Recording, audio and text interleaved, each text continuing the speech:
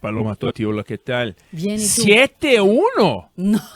Que te lembra isso? Ai, não. Opa! É muito, né? Não Que vamos nem coisa lembrar, né? impressionante. Esse é muito doido, né? Conta tudo, Paloma. Bom, vamos lá. 2 vexames ontem, né, no Brasileirão, na rodada do Campeonato Brasileiro, 7-1 do Santos contra o Inter.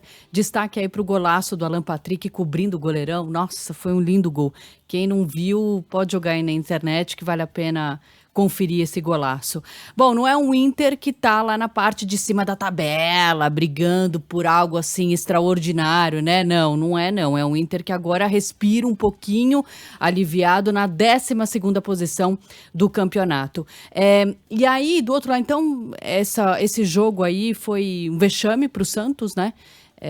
Um time como o Santos não pode viver uma temporada como a que vive, e isso é problema de gestão. A gente vai falar em detalhes daqui a pouquinho. O outro destaque, né, o outro vexame da rodada é o América Mineiro, e com todo o respeito ao América Mineiro, o jogo contra o Corinthians, né? O Corinthians não pode empatar no último minuto, em casa, com um time que está lá na parte de baixo da tabela do Brasileirão. Não dá. E aí o América Mineiro joga melhor do que o Corinthians, e isso é que preocupa, né? A situação do Corinthians, o Corinthians não joga bem. O Corinthians joga pior do que o Santos, porque o Santos, nos últimos jogos, fez bons jogos. Ontem foi um apagão total. O técnico chamou a responsabilidade para ele, mas não, culpa dos jogadores também que estão em campo, e principalmente da diretoria que contratou, que montou esse time para essa temporada, né? São 2 times que têm sintomas claros de times que vão cair. Podem ter times piores, mas eu não vejo o Bahia mais ameaçado do que Santos ou Corinthians para cair. O Vasco também está ali evitando o rebaixamento, né? O Corinthians venceu apenas 1 dos últimos 10 jogos, tá a 3 pontos do Z4, a zona de rebaixamento, e como eu falei, tá jogando muito mal. Eu vi esses dias uma entrevista do presidente do Fortaleza, Marcelo Paz, né? Ele contou um pouquinho aí do processo dele dentro do time cearense até chegar à final da Sul-Americana, que é sábado agora, né? E o Fortaleza pode fazer história. O primeiro título aí importante internacional do Fortaleza.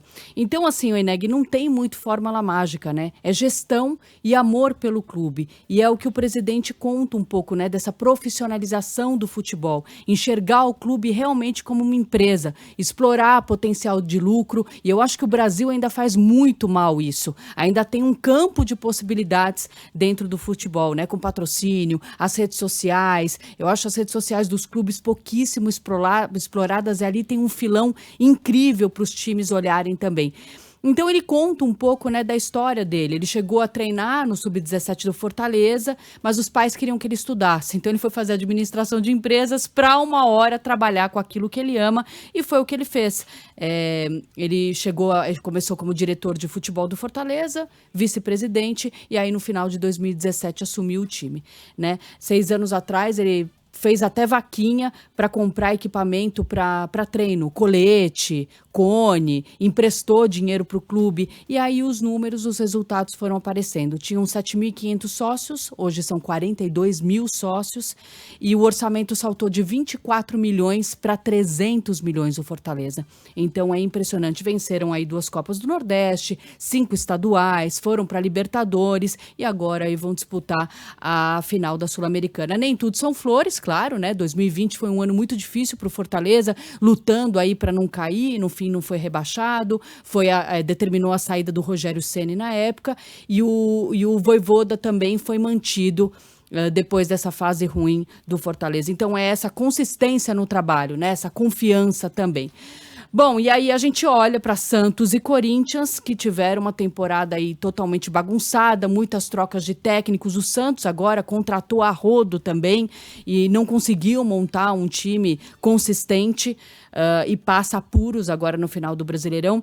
Então, e para piorar, o Eneg, só arrematando essa parte da importância da gestão dos clubes, cada vez mais os clubes caminham para essa história de ser clube-empresa, né? E eu acho que isso faz total sentido. O presidente teria que ganhar um salário como o presidente de qualquer empresa. Tem que entregar, tem que prestar contas, tem que balanço da empresa, mas deveria ter um salário por isso, né? Como um CEO chegou no ponto mais alto da empresa.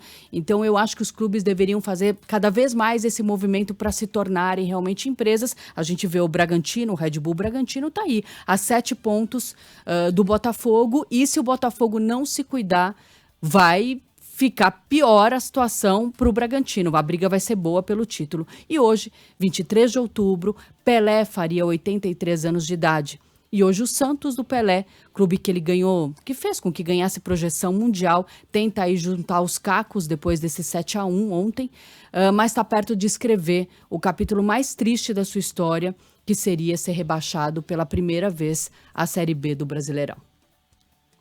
É isso aí. Paloma Totti, tô te falando. Volta a conversar com a gente amanhã. Valeu, Paloma. Valeu, beijo, gente. Tchau. Até amanhã. 1h01.